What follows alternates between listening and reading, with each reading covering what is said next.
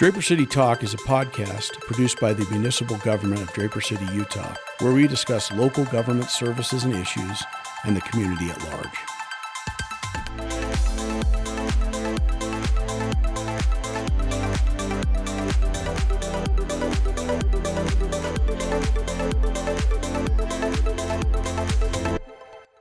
Hi, Draper City. Mayor Troy Walker back with you again with Draper Talk. We're glad to be with you today. We have a really good episode. We're gonna talk about the upcoming fire season and some of the new things that have happened in the state regarding Wildland Urban Interface. So those of you that live up in the mountains and into the Wildland Urban Interface, this is your episode. So I want to thank Alex and Asia for putting this together for us today. And we're excited to talk about this episode. I've got some great guests with me. I've got Chief Smith with us, our fire chief. Chief, say hello. Hello, everybody. How long have you been our fire chief, Chief? I'm coming up on 10 years as the fire chief here for Draper City. And that coincides with how long we've had a fire department. Yes, it does. Yeah, we just celebrated our 9-year anniversary of being in service as a fire department providing service to the community. That's right. You started 10 years ago, and you went the whole year with, I've said this before, and I'll say it again. Chief Smith went from no fire department, zero fire department, to a call in 9 months. In 9 months. 9 months, we were nothing to take in service. Yep. Which is amazing. I was the only employee for the first 3 months. I remember that, yes. Yes. That was an interesting decision to start a fire department, too. I think of all the things I've done as an elected official, I think that's the thing I'm probably the proudest of that we did. We had good fire service prior to, but when you have your own city fire department, it really allows you to serve your actual community's needs in a really specific way, which is what you guys do. And yeah.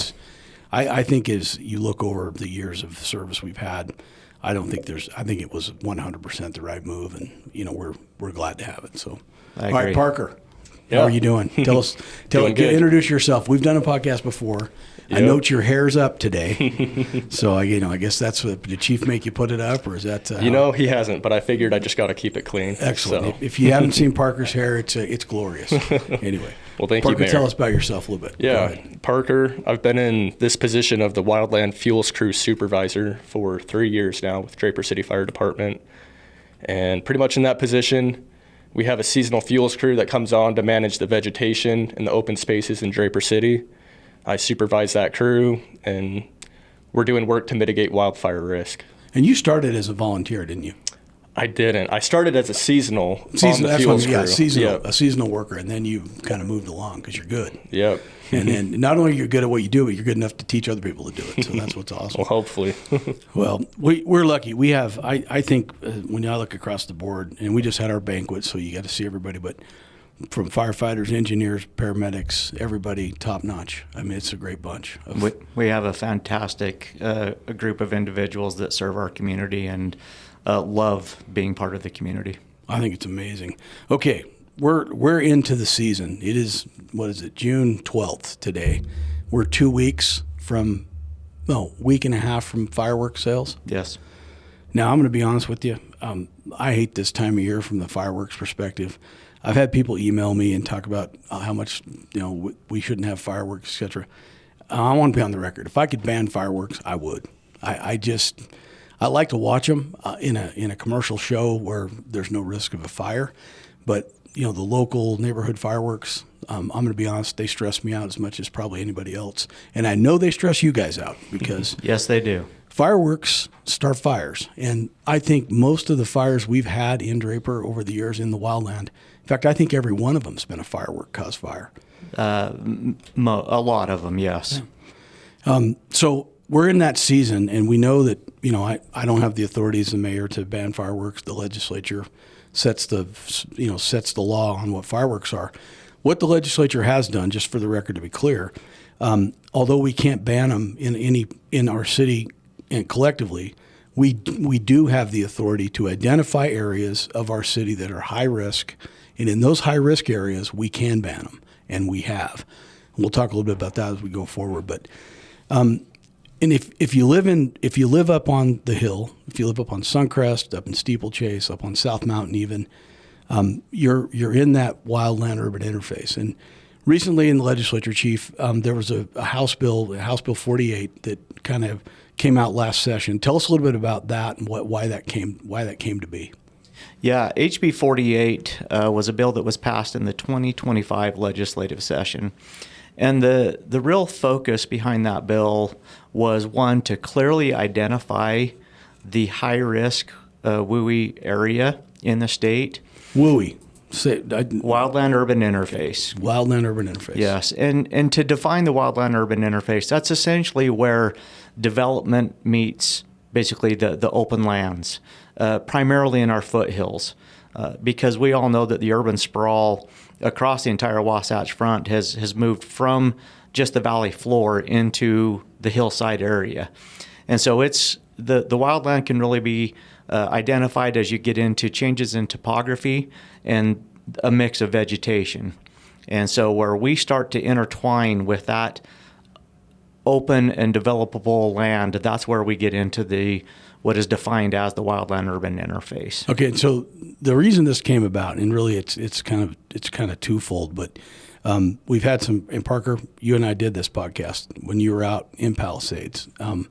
Those were devastating fires in California, burned entire swaths of neighborhoods to the ground. Yep. And those fires started in that Wildland Urban Interface, and then winds carrying ash, whatever it is, burning entire neighborhoods down. Yep.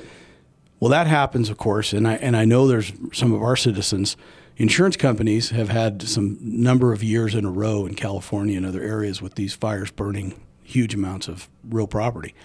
So a lot of insurance companies are saying, we're not insuring people in this Wildland Urban Interface anymore. We're out.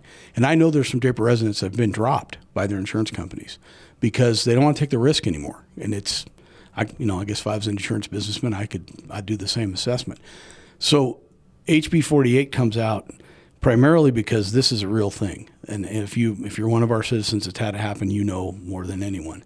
But it could happen to everyone that lives in that wildland. I mean, some insurance company could say, we're like, well, Chief, you told me just a minute ago, your insurance company just got out of the whole business. Got out of the business. Just completely out. Just said, we're not doing it anymore. Yep.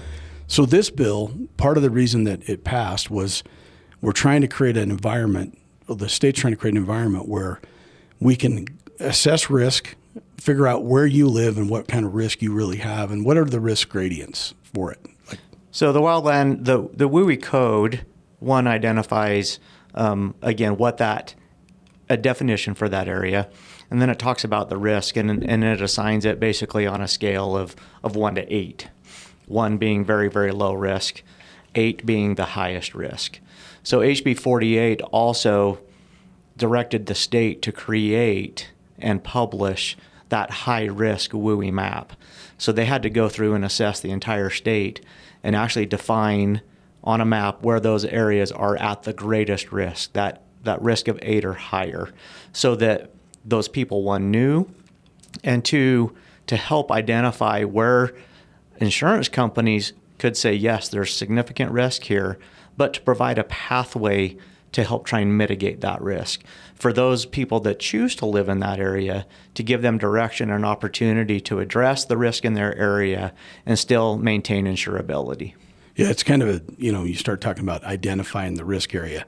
If you're an insurance company, you're thinking, oh, thank you. Now I know everybody agrees this is the highest risk area. Premiums are going to go up. Yep. You know how it works, right? Yep. Higher risk, higher price. So that's something I know was debated and scared people because they're like, well, you're just going to help these insurance companies raise, everybody's rates. And that's probably true to some degree, but at the same time, it also identified if you were in an area that wasn't a high risk and maybe your insurance company was acting like it was, that sort of worked as a benefit. Parker, we've got our whole city assessed, right? What's the highest risk? What's our highest risk in the 1 to 8? I'm not asking for the area, but just do we have any 8s? Yeah, we do. Do we have a lot of 8s? We do not have a lot of 8s. Okay. What has been clearly identified as the highest risk in the city. And anybody can actually go and see where their property is in relation to that risk. They have published that map. It's the Utah Wildland Risk Assessment Map tool. You can go in, you can actually put your home address in there, and it'll tell you what your risk is. Okay, let's do it then, since it's probably helpful. Where's the 8? What's the first 8 that comes to your mind?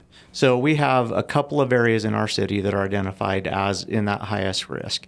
Some are right along the base of what is known as the Widowmaker area, or up by the flight park. Steep Mountain. Steep Mountain. Yeah, okay. So we have a small area there that is identified as 8, and then we have a pocket up on the top of Suncrest as it falls off the backside into Utah County. So it's actually on the Utah County side, but right at the top of Suncrest. As you overlook, there's another area there. And then an area that's under actual development right now in the city as it gets further down the backside of Suncrest, as you get close towards the Highland Alpine area. There's an area down there that is also in that designated 8. No homes currently in there, but it is currently under development. So 8's the worst, and then it goes down. Do we have stuff in the middle? I imagine we have. We do. We do.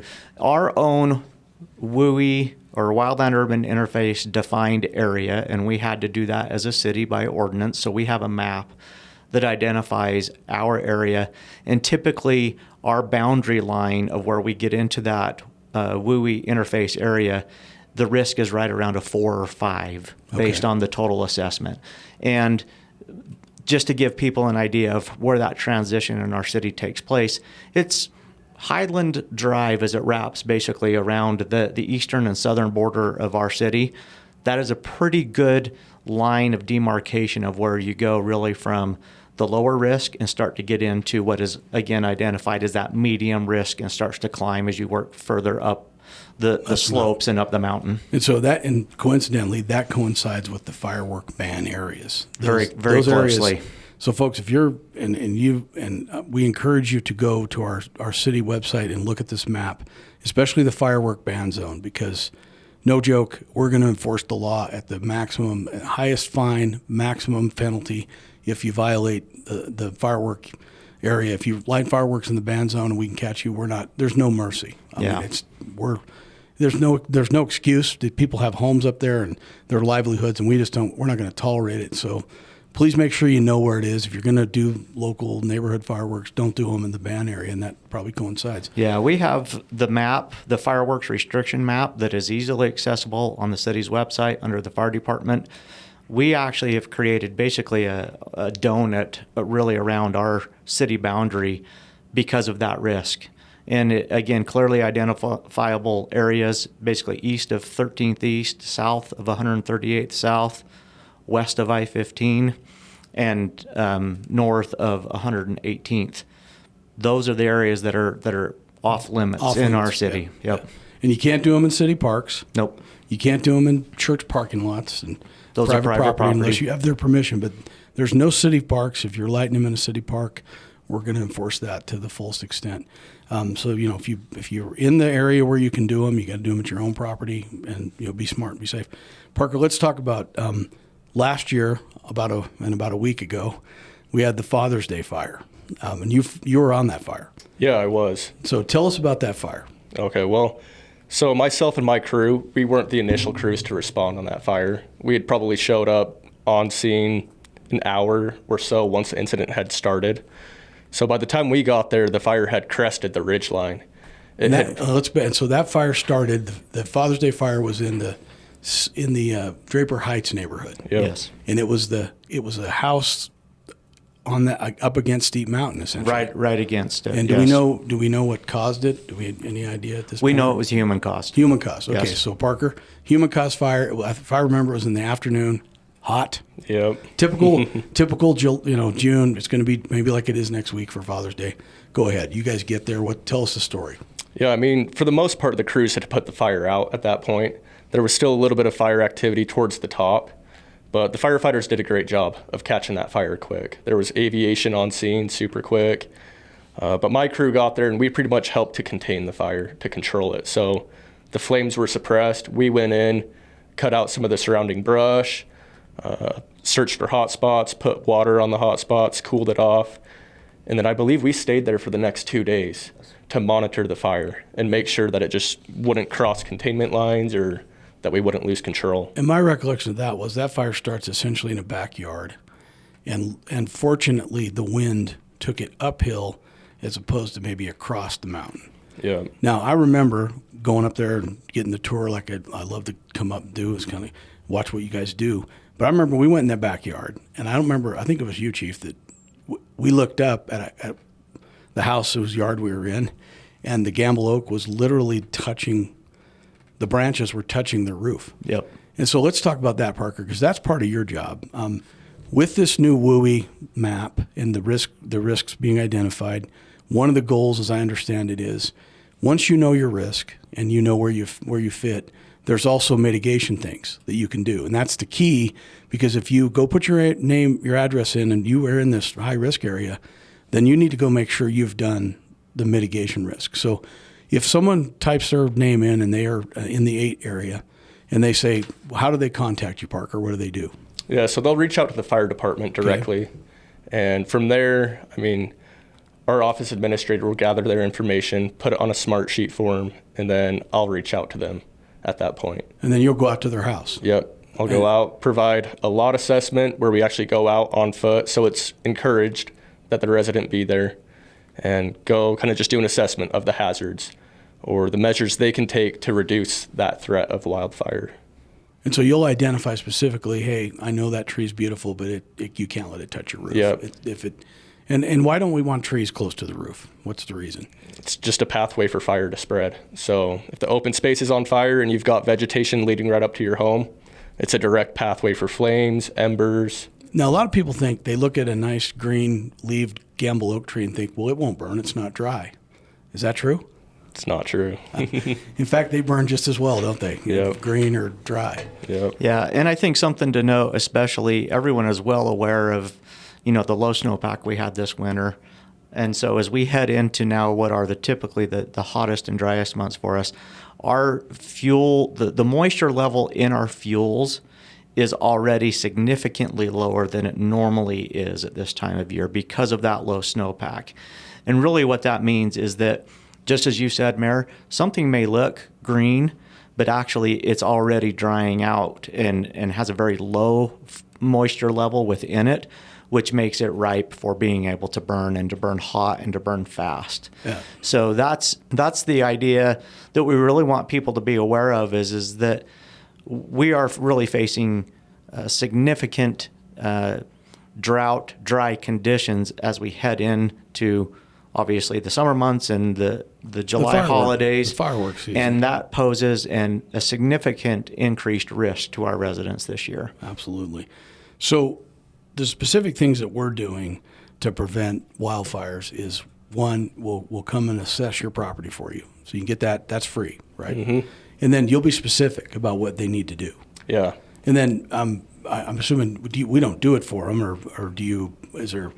No. We don't do individual home stuff. We'll tell you what to do, and then you either do it yourself or hire someone to do it. And we can provide assistance to a degree.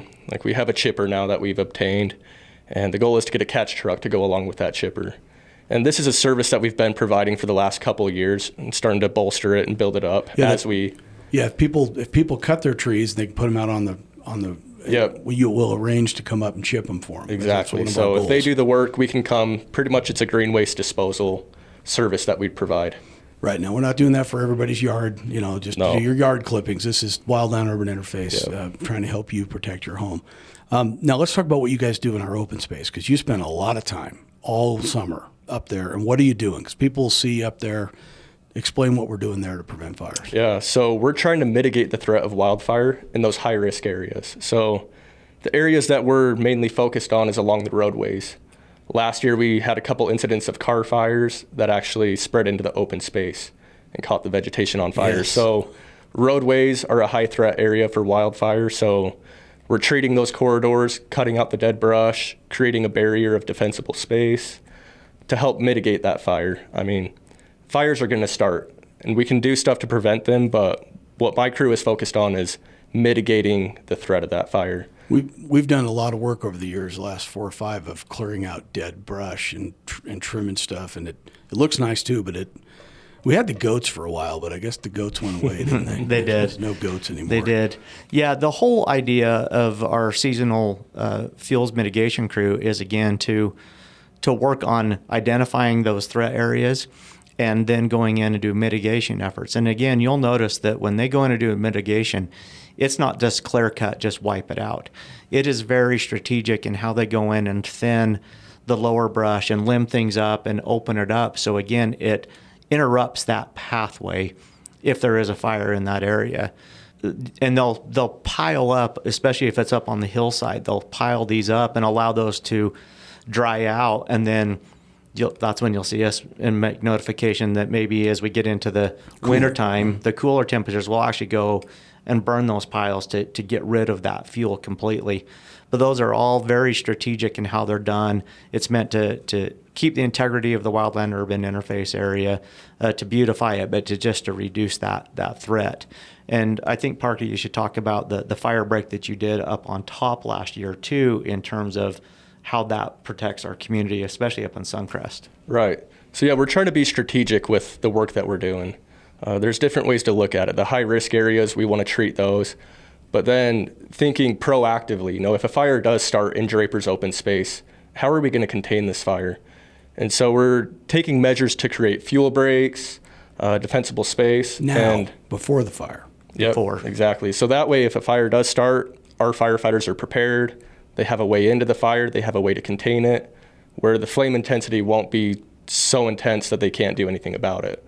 So I remember the Lehigh fire a few years back. Now, a lot of these fires happen when the chief goes out of town. I'm just going to be honest with you because I was in town for that one.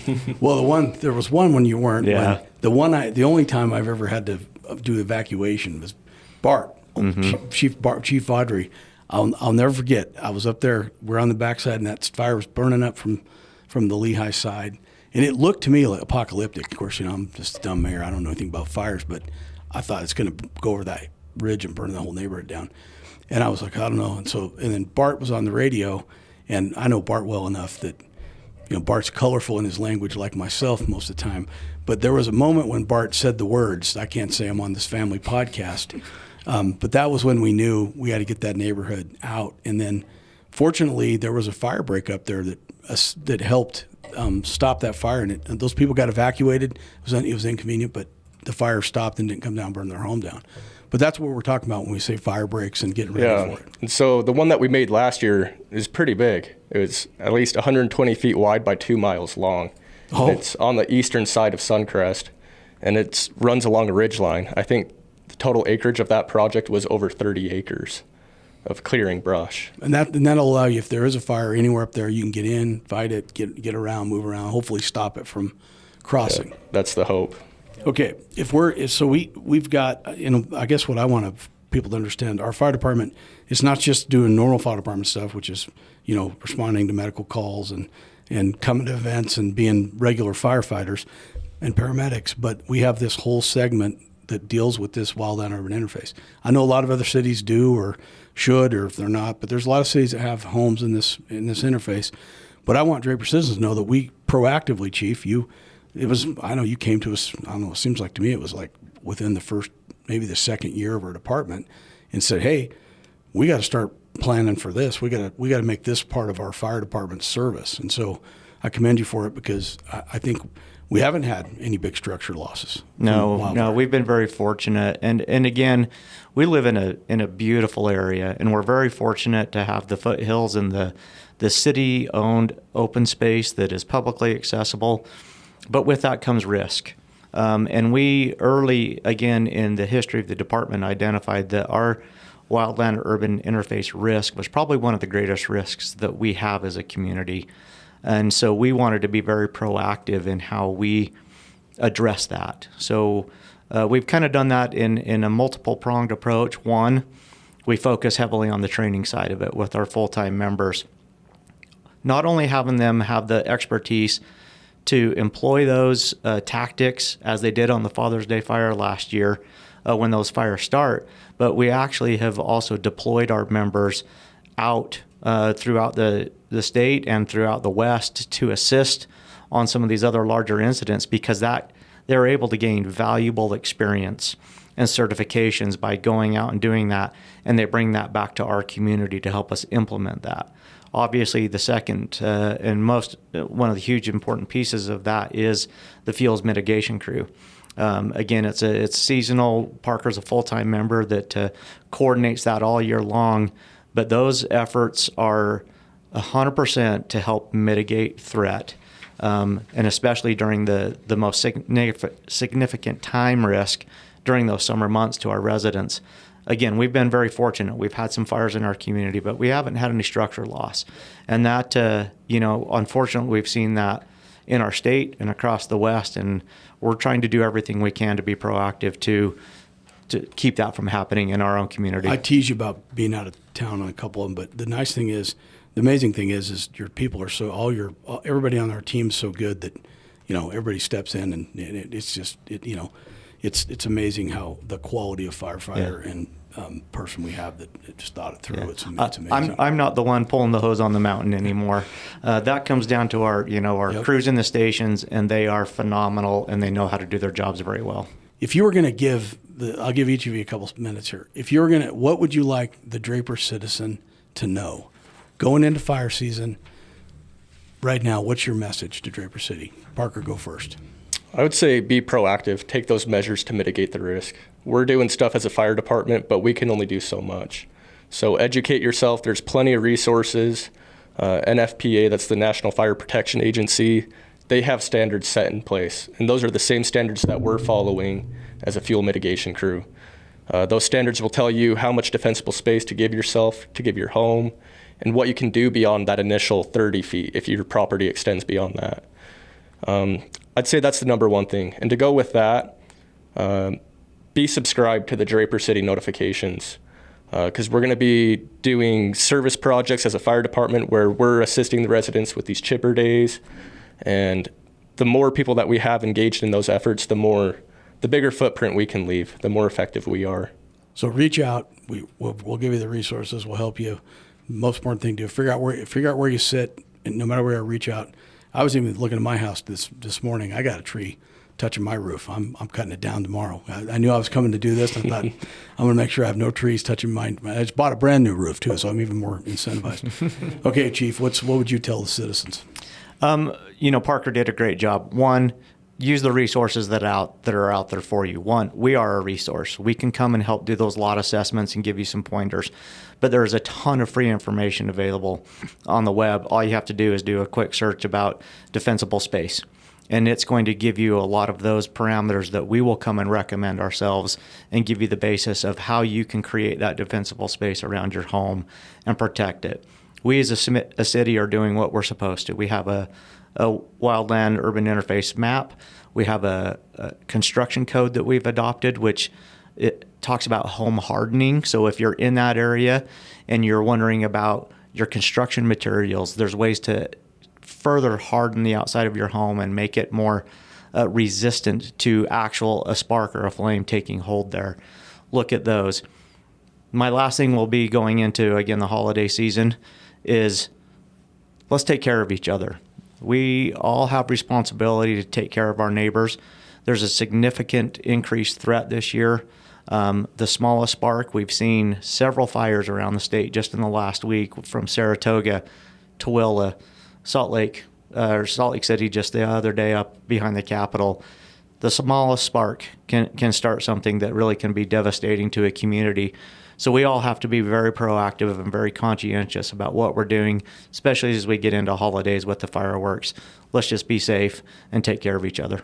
I appreciate that, and I guess I'll add finally to that what I'd like people to hear is, just don't be stupid. I mean, it's like sometimes people get fireworks and then the stupid gene takes over, and we're going to do some really stupid stuff like shoot Roman candles at each other, and I got some friends that are listening to this, and you know who you are. That's stupid. I just want to go on the record. That's some stupid stuff right there. But people do it. People do it. And Roman candles are illegal, so don't go up there and get them and come down here and do that stupid stuff. But you can be stupid with sparklers. You can be stupid with illegal fireworks. You can set your neighbor's car on fire. You can cause a lot of grief for people. I think back to when we closed the Corner Canyon Road. We got a little bit of grief for that. I want you to know the reason we did that is because it protects that open space. And we have cut our fire risk down by, one, not having vehicles and unspark arrested motorcycles and all that going up there. We want to save the canyon. I mean, I don't ever want to see Corner Canyon burn. I don't want to see a single resident's house catch on fire from a firework or wildland stuff. So let's just be smart. Let's we're going to do fireworks at Draper Days. We do them every year. We're going to do a drone show this year for one of the nights that's going to celebrate America 250, but we're going to do a traditional fireworks. Come watch those. We spend a lot of money on them. We want you to watch them, but just that's my hope. Is I get stressed this time of year every year about. I'm up there thinking, are we going to have one? So anyway, thank you both for coming, and also thank you for your good service. And in this year's budget, folks, we're adding 3 new firefighters to our team, which helps build out our team and allows us to provide always four-handed staffing at events and keeps our firefighters healthy and getting to have their time off and being able to keep a good, solid department. But as a city, I can tell you our city council is 100% committed to public safety. We believe in our fire service. We believe in our police department. It's expensive. I mean, fire trucks have gone up 300% in 5 years. I mean, it doesn't matter what it is. Everything's gone up. Axes, you name it, hose, your chainsaws, your turnouts, everything has just gone up. But it's worth it. And, for the amount of money that we all pay in property tax, we have tremendous public safety and really amazing protection for our most valuable assets, which are our homes. So again, thank both of you, and tell the crew from Draper City and everybody, thank you again. We love you guys, and hey, if you need help, we'll come help you. But be smart. Just be smart and have a good summer. Thanks. Absolutely. Thanks, Mayor. Yep, thank you. All right, folks, that's this episode. We're grateful for the listeners, and if you have any questions or further or other ideas you want to talk about, maybe submit some ideas. We can bring them up on future podcasts. But if you have questions about the WUI area and how to get your home assessed, get on our website, get out to our fire department. Don't waste time. Get it done now. Protect your home, your assets, and your neighbors. Thank you. For timely information about Draper City news, events, traffic alerts, and public safety emergencies, you may subscribe to email or text notifications from Draper City by visiting draperutah.gov/notify, or follow us on social media at Draper City, Utah on Facebook, at Draper City on Instagram and X, and at Draper City Gov on YouTube. This has been Draper City Talk. Please join us again.